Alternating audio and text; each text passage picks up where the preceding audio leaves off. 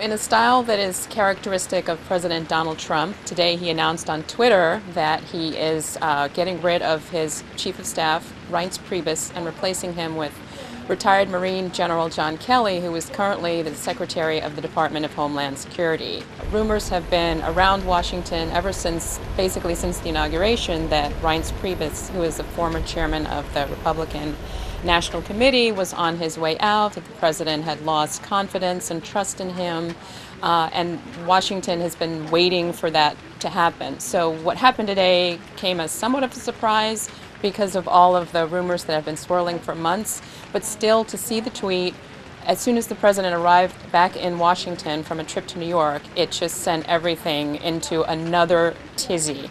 As everyone knows, there's been a lot of chaos in the White House in recent days with the addition of Anthony Scaramucci, who joined last week as White House Communications Director. He and Reince Priebus don't have the best relationship, and there's a lot of speculation that Reince is now out because of Anthony Scaramucci.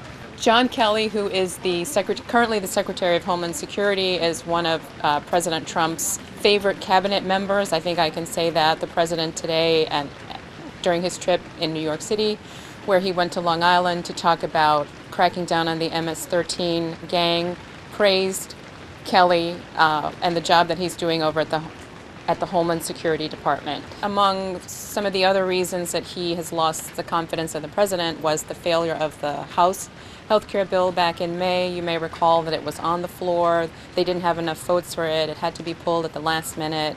And then House Republicans came together later in May and finally passed it. But there's a school of thought that Reince and some of the relationships he had here in Washington, especially with House Speaker Paul Ryan, who's a friend of his, a longtime friend of his from Wisconsin, that Reince Priebus, should have somehow been able to help get that bill moving through Congress much faster.